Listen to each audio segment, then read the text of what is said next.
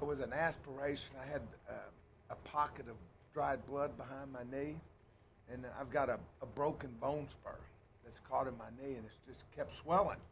And when your knee swells, you can't walk, you can't. And I tore my calf, compensating for my so my left side has been, but I had a procedure on Friday. It helped me a lot better, a lot better. My players said I've been a lot nicer, so that's good. Questions? So, I know you have a pretty close relationship with Christian Sam. Faith is a big part of his life. Is that something that you guys, or that you see or that you talk about, or that comes out of him? Christian is a mild-mannered. He's not a real boastful speaker about anything. But, the thing that I admire about him is just how he, carries himself. He's a guy that doesn't bring much attention to himself and tries to keep a schedule. And I asked him when I got back on Sunday, I said, "What'd you do this weekend?" And he said, "No, I just rested. I got treatment." I think his family. I know his brother Prince. I know his dad, and they're very important to him. So what do you think motivates him? I think that I think he is. I think he really enjoys the competition. Now, as I told him today, I had a friend of mine that was my GA 30-something years ago. It reminded me how old I was from the Cowboys today. Here today, a kid named Jim Abrams, and he was asking me about him. I said, he's got all the tools.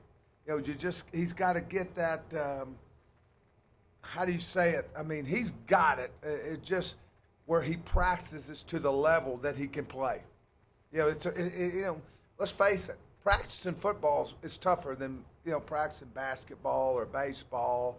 Where it's contact and he's getting better. So. What you think about the first 5 games? You played like great, flying offenses, spread, run. It looks like Washington's offense gets a little of everything. They're very balanced. The reason they're good, besides having good players, is they're very consistent in what they do. They believe in the run game. I've played Chris quite a bit from the time he was at Boise and I was at SMU. It's never changed. He's quarterback friendly. He knows what a good run game can do, for your quarterback. They have number 8, Pettis is great with the skill. They have an up-and-coming tight end that's a true freshman that last week was phenomenal, and number 19. And, they're very balanced. You look at them and you look down the line, it's 50% run, 50% pass. You've got to really look hard to feel like you can get a beat on something that they're doing. It's very similar, not that it's going to happen this way, but sort of what we thought about Oregon. When they came in there, the teams they played and how we match up, with them and those things. He's sneaky good. I mean, last week there was a play on the first drive, a 3rd and 12, and it was he looks like he's about to fall the whole time in this scramble, and then he throws an 11-yard touchdown pass. And it looked like, hey, they're going to have to settle for a field goal. It's obvious that he has played a lot of football. His decision-making is good, and he is a guy that you can tell they trust.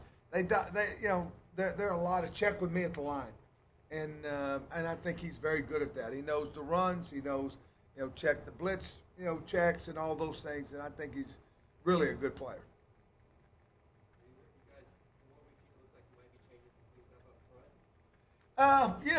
We've got a couple of different rotations. Going to try to play some more guys. Sometimes to get more athletic. We've been in a semi-quandary since we lost Karan, trying to find that right. Then you play Oregon, who's pretty good run team also, and then you go to a power team with Oregon. With Stanford. So we're trying to find that right combination. One of those players is Rennell He's played about 15, 16 plays a game, I think. I think he's a little bit excited about getting more in the rotation, which he should be. And same thing with George, same thing with Foreman. Just trying to see how we can get. We've been very pleased with JJ.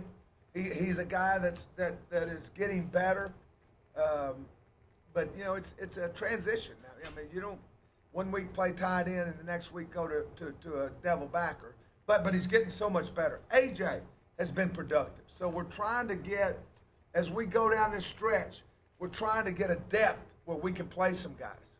Phil, I talked yesterday about trying to find ways to generate more turnovers. I know a lot of that is showing up in the backfield at the quarterback, and maybe you have to manufacture that more when you don't have to go on. But how does all that stuff sort of filter into your thought process about how you try to make that happen? Well, it's always been, you want to do it without being costly, big plays. And that you look at last week, it was such a different anomaly with the way Stanford, you really couldn't, in everything they did, it was 23 heavy. It was trying to match your corners, and you can sit there and say, well, you couldn't do this. They're not, and we did. We got one. It was a great strip by Jamarcus. The week before, we had a huge strip on a pressure. When the back at Oregon fumbled. It's just we play some teams, and also in the secondary, it's confidence. You get picks when you play with confidence. I still think we're pretty high in the tackles for loss and those things. We just got to get more. As Todd uses the term, and I like it, is own the ball. We got to get the ball. And we've had some chances. With the ball on the ground to get the ball. Are there coverages or situations? Yeah. There's some things that you tried to do, to create, obviously the zone concept when you're reading the quarterback more than you are man to man, and those things. You're not going to get, man to man. You're not going to get as many interceptions as people when you're playing true zone. Now. We've had some chances to make some plays on balls. We had one on a crucial third down last week against Stanford, and we were right there and just didn't make it. So does that then require more early down success to get into those situations? You got to make it, no question. I mean, it never changes. You can say what you want, but your chances, people say, well, third down's big. Well, third down's big if you make it big. 3rd and 6, 3rd and 7, if you make them predictable. When you play Stanford, they love 3rd and 1 and 2s. And that's what you got to keep them out of. I think that one of the things I can say about Washington, they're not afraid. They had a 4th and 10 against Fresno, and they scored on a run because the quarterback saw something, checked it, ran the zone away from it, touchdown.